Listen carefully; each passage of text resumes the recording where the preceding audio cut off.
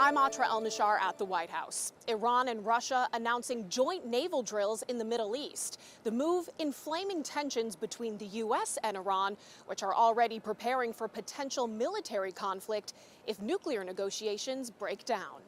24 hours after a second round of indirect nuclear talks between the U.S. and Iran, more signs each country is preparing for military action. Axios reports the Trump administration is closer to a major war in the Middle East than most Americans realize. It could begin very soon. There's many reasons and arguments that one could make for a strike against Iran. In this now deleted post by Iranian state media, an image of rows and rows of empty graves with this provocative but unconfirmed message. 5,000 graves have been prepared for U.S. soldiers in case a war breaks out. Top American and Iranian leaders openly speculating about war. I think the president has a lot of options. We do have a very powerful military. The president's shown a willingness to use it. The strongest military force in the world may at times be struck so hard that it cannot get up again. If diplomacy fails, what would a military confrontation look like? Republican Senator Lindsey Graham, a close ally of President Trump, is bullish on using force to enact regime change in Iran. They have a lot of ballistic missiles. They could hurt us.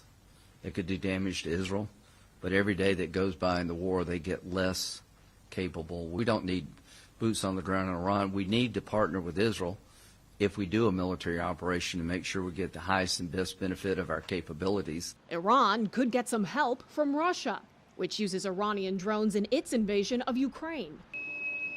Wednesday, Russian naval forces arriving in Iran for joint exercises in the Gulf of Oman. The White House is not publicly committing to a deadline for when diplomatic talks with Iran need to yield an actual nuclear deal, but President Trump has said he wants to see things move quickly. We're also learning the president is in active talks with his national security team as he makes this decision about whether to strike Iran. At the White House, I'm Atra El-Nashar. Angela, thank you. Developing this morning, the Trump administration preparing for another round of nuclear talks with Iran in the next 2 weeks. President Trump's envoys, Steve Witkoff and Jared Kushner, did meet with Iranian officials in Geneva Tuesday, with one White House official saying there was progress, but major gaps do remain. Iran is signaling it will not agree to fully dismantle its nuclear program. The U.S., though, has made it clear that is the end goal. If Iran gets a nuclear weapon, there are a lot of other regimes, some friendly, some not so friendly, who would get nuclear weapons after them. That would be a disaster for the American people, because then you have these crazy regimes all over the world with the most dangerous weapons in the world. And that's one of the things the president has said he's going to prevent. In the weeks leading up to Tuesday's meeting, tensions have been mounting, raising fears of military action if talks do fail. The U.S. has deployed hundreds of aircraft and additional naval forces to that region. Also yesterday, Iran conducted military drills in the Strait of Hormuz, temporarily closing one of the world's most critical supply routes. Right now, the White House monitoring Iran's military drills happening in the Middle East as tensions over a nuclear agreement come near a breaking point. As we come on the air, both the Pentagon and Iran are building up military assets. Over the past 48 hours, reports show the U.S. military has sent 150 military cargo flights and another 50 fighter jets to that region. President Trump also holding meetings with advisors on a possible strike that reports show could happen, if necessary, as early as this weekend. The president has always been very clear, though, with respect to Iran or any country around the world. Diplomacy is always his first option, and Iran would be very wise to make a deal with President Trump and with this administration.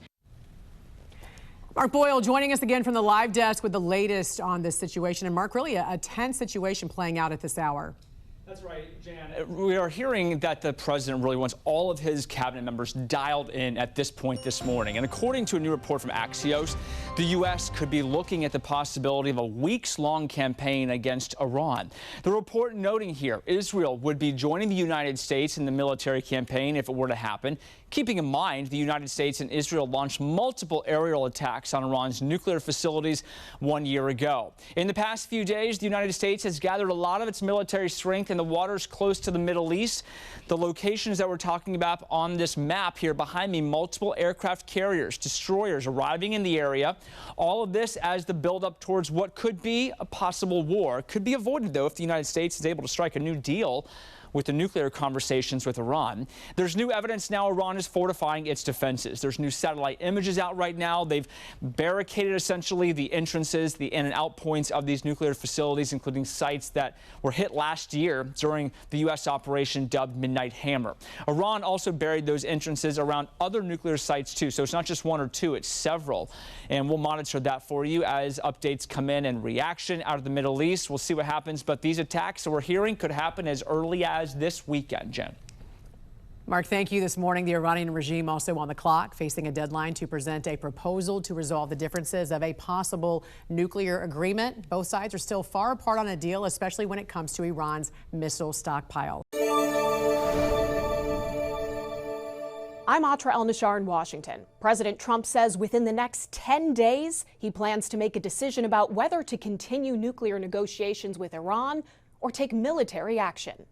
U.S. military forces in the Middle East standing by for potential orders to attack Iran, possibly as soon as this weekend, in what would be Trump's second round of strikes in less than a year. Now we may have to take it a step further, or we may not. Maybe we're going to make a deal. You're going to be finding out over the next probably 10 days. That 10-day timeline the president outlining Thursday may not play out because President Trump said this just one day before ordering strikes on Iran in Operation Midnight Hammer last June. I'm giving him a period of time, and I would say 2 weeks would be the maximum. The very next day, the president told the nation U.S. forces bombed 3 Iranian nuclear facilities. Iran's key nuclear enrichment facilities have been completely and totally obliterated. Since a second round of indirect nuclear talks with Iran in Geneva this week, signs of looming conflict have only intensified. We have to make a meaningful deal.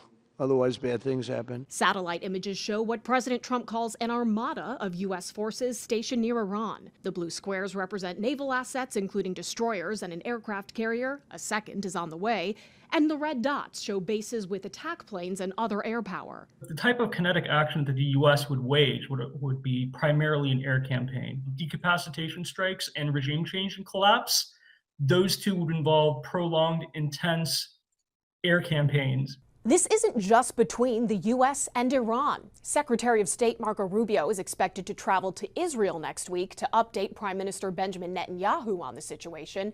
And Russia showing support for Iran, running joint naval exercises in the Gulf of Oman Thursday. Here's Russian Foreign Minister Sergei Lavrov. No one wants the new escalations. Everyone understands that this is playing with fire. U.S. forces and the American public watching and waiting to learn what the commander-in-chief decides. In Washington, I'm Atra El-Nashar reporting. Developing as we come on the air, the War Department positioning more military assets in the Middle East right now as Iran faces a deadline to reach a deal. President Trump says Iran has less than 2 weeks as he considers options on possible military action. And thanks for joining us. I'm Jan Jeffcoat. It is Friday, February 20th, and this morning, the Iranian regime is on the clock and completely surrounded by the largest deployment of U.S. forces in decades. We want to get right to Angela Brown at the live desk, who is tracking all the latest developments. Good morning to you, Angela. You know, a lot happening right now, and Trump says Iran is running out of time. Yeah, what do we have, like 10 days before something has to happen? That's right. Happen leading up to what? I guess that's the big question. What are we counting down to? Well, the president is weighing a ton of options right now. And we haven't seen, as Jan mentioned, military buildup like this in the Middle East in more than 20 years. We're talking on the Iraq War. Now, right now, the president could go really a number of directions at this point, including targeted strikes on Iran's nuclear and military bases, taking out Iran's leaders, or trying to let peace kind of prevail in the situation. Speaking to the newly formed Board of Peace in the past 24 hours, the president says he's going to make that decision in the next week or so. And we do have some work to do with Iran. They can't have a nuclear weapon. It's very simple. You can't have peace in the Middle East if they have a nuclear weapon. And they can't have a nuclear weapon. And they've been told that very strongly. Well, Trump has hinted for a regime change on one end and has insisted Iran not obtain that nuclear weapons that he mentioned right there. Now, leaders in Europe are starting to feel how real this could actually be. The Prime Minister of Poland, Donald Tusk, warned his citizens in Iran to immediately evacuate that nation. He added flights out of the country might not be available in the next several hours. Now, I want you to take a look at this map right here behind me as well. I want you to focus on this right here. It shows the buildup of U.S. military forces and what have have been stationed close to Iran. The U.S. is still trying to bring even more warships and aircraft carriers into the region at this hour. A lot developing in the Middle East this morning. We're going to stay on top of all this this morning at the live desk. All right, Angela, thanks so much. Also this morning, the White House monitoring Iran's efforts to rebuild the nuclear sites the U.S. destroyed in Operation Midnight Hammer over the summer. A watchdog group said Iran does appear to have accelerated restoration and redevelopment operations of uranium enrichment despite these nuclear talks. Satellite images released earlier this week also showed reconstruction activity underway at these sites. Meantime, back in Washington, there is growing bipartisan support to use military force if Iran fails to reach a nuclear deal with the U.S. Pennsylvania Democratic Senator John Fetterman said he supports President Trump's strategy. If they have 900 pounds of near weapons grade uranium, why wouldn't you strike that? Why wouldn't you hold them accountable that way? And now here we are again, and now we've demonstrated that's the only thing Iran ever responds to is strength and power and hit them. And if they want to hit them again, because I don't think you can't really trust and negotiate with them. You can't negotiate with cancer. You have to attack it and go right at it with superior force. Nuclear talks with Iran continuing, as well as a strategic military buildup in the Middle East. The U.S. has deployed multiple carrier strike groups while Tehran does conduct live fire missile drills in the Strait of Hormuz. Joining us now to break it all down, retired U.S. Air Force Brigadier General John Teichert. Good morning, sir. Thank you for joining us. Good morning, Jan. Thanks for having me. As we know, the Iranian regime on the clock right now, but they are completely surrounded by the largest deployment of U.S. forces in decades. What's your thoughts right now? Are we going to war?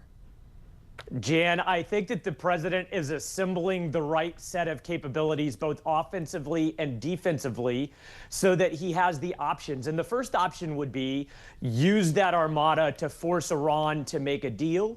But secondly, if the opportunity avails itself, it could be as early as tonight, then use that massive capability that is still being built up to strike to achieve his objectives. I don't think the president has made a decision. I think that window of negotiations is closing, and I think Iran would be wise to make a deal. Otherwise, they're going to face the full force of the United States military. Well, diplomacy is always the first option. Nobody wants to go to war, but intelligence does show they are advancing toward rebuilding those nuclear sites even as these talks continue. At what point does the U.S. say talk is cheap?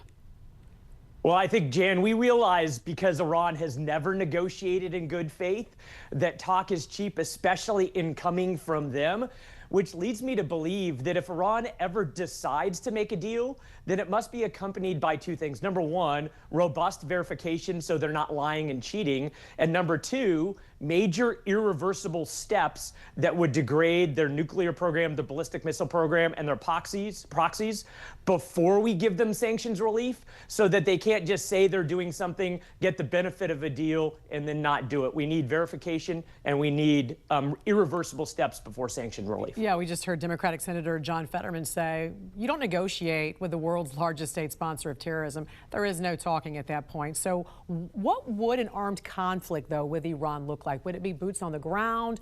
Would it end once perhaps there was a regime change? What does that look like? Jan, when you're completing or building a military campaign, you always start with objectives. And because we're not 100% sure from the president whether this is just about the nuclear program or the nuclear program and ballistic missiles or proxies or support to the protesters, we don't quite know. But I hope in that situation room, he is defining the objectives. And then you can build a campaign with the right assets and the right sustainability and the right risk woven in. I don't imagine any of it would involve U.S. boots on the ground, but I could see up to the high end of conflict a large sustained air campaign against a variety of targets, including regime targets in Iran. But again, I don't see boots on the ground, but also it all starts with objectives. And I hope the president is conveying clearly those objectives to his military planners. Given Iran's enrichment history and previous U.S. strikes on its facilities, how close do you believe Iran is to a viable nuclear weapon? And what will it take to prevent that outcome from dragging America into another prolonged conflict? Jan, the source on this topic that I trust the most is the Institute for Science and International Security. They are experts in this area. They are nonpartisan, and they said back in June that Iran's nuclear program, $500 billion worth, was effectively destroyed by Operation Midnight Hammer, turned to rubble. And I do want to warn your listeners and viewers that just because we see some superficial activity on top of these sites doesn't mean they're able to recover the enriched uranium underneath. It doesn't mean that those centrifuges are operational. And I still think that their capability is effectively destroyed. And I do know that the president would have real intelligence, far more than just what's going on the surface, about how close they likely are to nuclear capability. How long does it take to enrich uranium and to rebuild what was destroyed? Well, I think, Jan, the reason that institute gave us the comments about effectively being destroyed is that the centrifuges were destroyed. The enriched uranium was largely destroyed. The know-how, the scientists were likely killed or destroyed. And so all of the parts of the chain of capability to produce a nuclear weapon, according to that institute, were destroyed such that there was no viable short-term path to create nuclear capability. Certainly the United States does not desire, nor does the world, to Iran to ever approach nuclear capability. But I still think they're a long ways away underground from having the capability and all of those components lining up to give them that capability. Yeah, but like you said, you just don't know. You just don't know. How likely is it that Israel acts independently, and what would that mean for U.S. involvement? Jan, the Prime Minister was here in the United States last week. No doubt he talked to the President of the United States about a variety of options. That includes the likelihood of negotiations working. That includes U.S.-only strikes. That includes U.S. and Israel strikes combined. And I think just like back in June, the only way that Israel would strike without the United States is if somehow the president gave Netanyahu the green light to do so.